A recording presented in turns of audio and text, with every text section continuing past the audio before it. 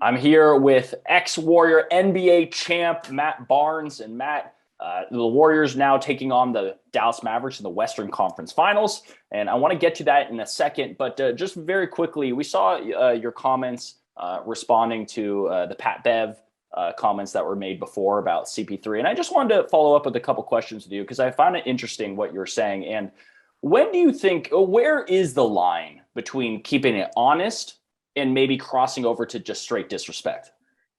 It doesn't exist anymore, unfortunately. And obviously, as media personalities, the tough part is to critique, and we do have to tell the brutal, honest truth sometimes. But I still think within that, you don't have to disrespect people. And I think people stepping into the media space now, particular athletes, feel like they have to be loud, say something crazy, and be disrespectful to kind of be accepted in this space, which to me is the furthest thing from the truth. But at the same time, that kind of behavior is rewarded. Like, I mean, to me, I compare it to reality TV where, they don't want to see a happy family on reality TV. They want to see hair pulling, drinks thrown, and fighting. And I almost think it's the same thing in the media space now. Like, people know that controversy and disrespect will bring clicks. And it's just unfortunate because I feel like, and this is not everyone, there's a lot of, great reporting out there, whether it be former players or just people in the media. But it just feel like there is no line anymore to answer your questions because I just feel like, everyone feels like they have to say the most outlandish, disrespectful thing to get attention on social media.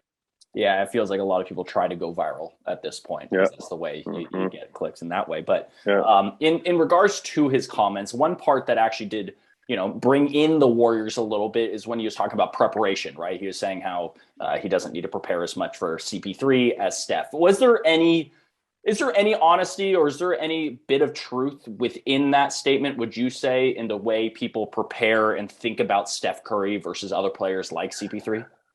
Well, I mean, Steph Curry is his own player and obviously the best shooter we've ever seen. And he's going to run you around the court the whole entire night. So obviously it's a different preparation. But at the same time, I mean, Chris is going to be a first ballot Hall of Famer, 12-time All-Star, 9-time All Defensive Team. I mean, his accolades, precede him. So I just feel like, in their own right, they are both great. And, you definitely need to stay ready. And with players like both these guys, but particularly Steph, it's not a one-man job. You got to try to do everything you can as a team to make it difficult, limit his catches, not give him any easy free throw shots because he's one of the best free throw shooters in the game. But it's definitely a team defensive effort when you're trying to slow down a great player. All right, so let's transition quickly to the Western Conference Finals, and it starts with Luka. From your experience and just for what you've seen, what is the best way for the Warriors to slow down Luka Doncic? I don't think there's a such plan. I wish I had a magical plan because that's kind of been the question we've been talking about on ESPN and the interviews I've been doing the last few days is how do you stop Luka? And I don't know if you do. He's a rare breed at 6'8", 6'9", and they say he's 230, but I'm 230. He looks a lot heavier than me. And he's a load. He plays at his own pace. You can't speed him up. His ability to create space is amazing. His ability to back down. He's backing down Andre Ayton.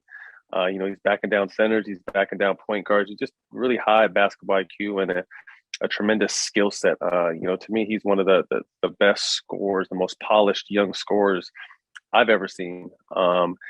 And I think the Warriors will just, throw a lot of different guys at him, realizing that, you just want to make them work hard. My approach on playing defense, because I was the guy that always had to guard the best player, was don't give them anything easy. Try to limit their catches, try to take away what they love to go to, even though that's easier said than done. But just make him have a long night. If he's going to have 30 points, I want him to take 30 shots. But I think where the Warriors can have some success is trying to slow down their role players. Jalen Brunson has had a breakout year, who's played great. And then Spencer Dinwiddie, who had struggled in the playoffs up until game 7 of last round, where he broke out with a 30 ball. And they're going to need more of that from him. So I think the Warriors' main focus will be obviously, making it tough for Luka, but that Luka is going to be great, just like, Steph is going to be great. But you want to try to slow down their role players.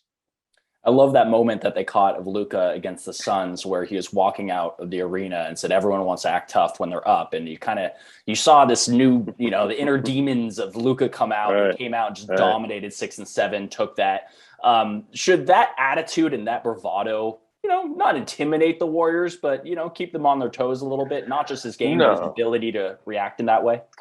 I mean, I don't think it matters what he says or what he does. Luka's a monster, you know what I mean? And I think he has that killer mindset. And I credit Jason Kidd. You know, I think he's done a great job of just kind of continuing to build his principles throughout this season. You know, it's really risky sometimes when coaches call players out in the media, particularly when they call out superstars.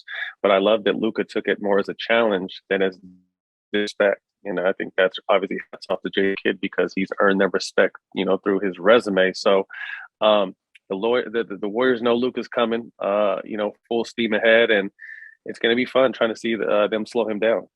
You know, just all the conversation leading into the series has been, how do the Warriors stop Luka? How do the Warriors stop Luka? What are they going to do to stop Luka? But it feels like none of that conversation is reversed to, how do the Mavericks stop Steph Curry? Do you think? Right. Do you, Right. do you think?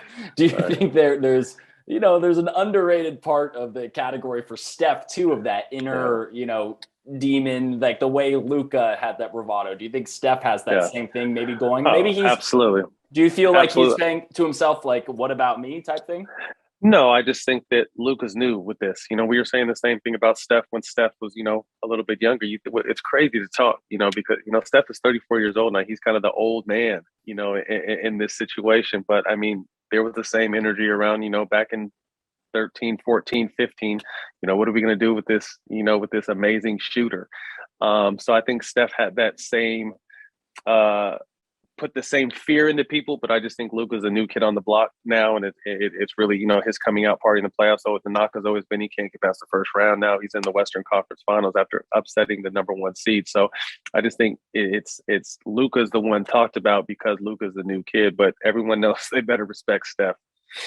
Just a couple more quick ones here regarding Steph. You just Mm-hmm. said how he's the old one, the veteran in there, right? Right. Because everyone looks at Mm-hmm. Luka or Jason Tatum, and they're kind of looking around. Mm-hmm. But there is no KD, there's no Harden, there's no LeBron right now. At this part, it's hard to always bring up Steph's legacy, right? All the time. Like, does this change Steph's legacy if they win this one? Mm-hmm. But does it kind of, give another feather in his cap if he can go on and take this Warriors team to another level again while being one of the veterans that actually made it through at this point?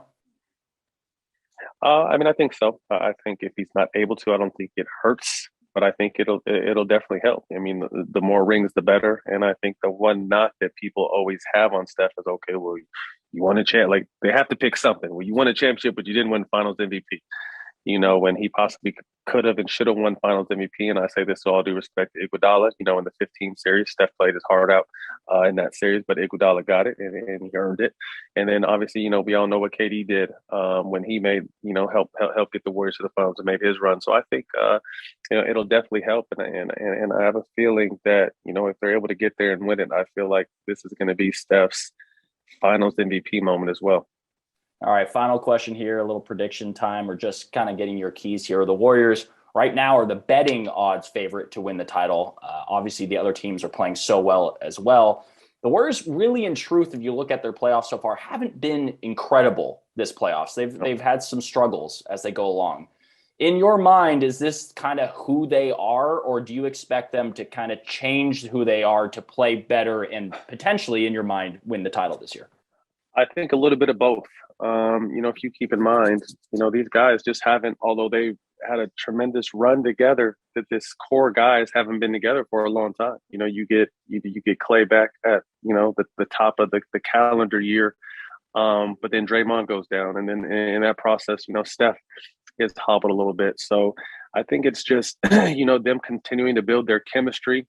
And to me, it really just shows how good they are that they haven't played as well as they're capable of playing, and they're still in the Western Conference Finals. So, I mean, I think the one thing that I would point out, and they've discussed several times, is, you know, limiting their turnovers. I think they get really loose with the ball at times, and, you know, against a team like the further in the playoffs you go, the more dangerous that is. So, obviously, with their pace and style, they're a team that is going to turn the ball over, but not the numbers they saw, you know, closing out the Grizzlies series. But outside of that, I just feel like, you know, they're still working their way into shape, and the fact that they're not hitting on all cylinders again, and they're in the Western Conference Finals shows that, you know, there's still some improving to go, and I think they'll do that in this series and be ready for the finals. I don't know if you gave your prediction yet, but what's your series prediction for Warriors Mavs? I have the Warriors. See them click and get it done in 5 or 6. or I could see it being a grinder in 7. So I'm going to pick the Warriors in 6. I like it. I like it. So you have Warriors. Who do you have them facing in the finals? Boston.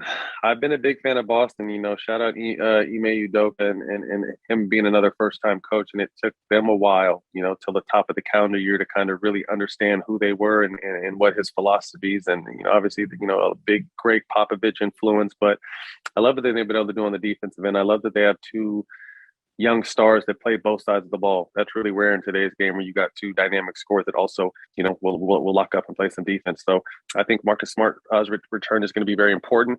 And I'm not overlooking Miami. Obviously, they're the number 1 seed for a while, but for a reason. But I feel like, you know, Boston just has more guns. And I think they're going to be able to put the ball in the basket more than Miami will. And we'll see Warriors and Boston in the finals. All right. Well, I'm not going to put you on the spot yet for who's going to win the finals at that point. Okay, we'll come back for that one. Yeah, we'll check in. We'll check in on that. Matt.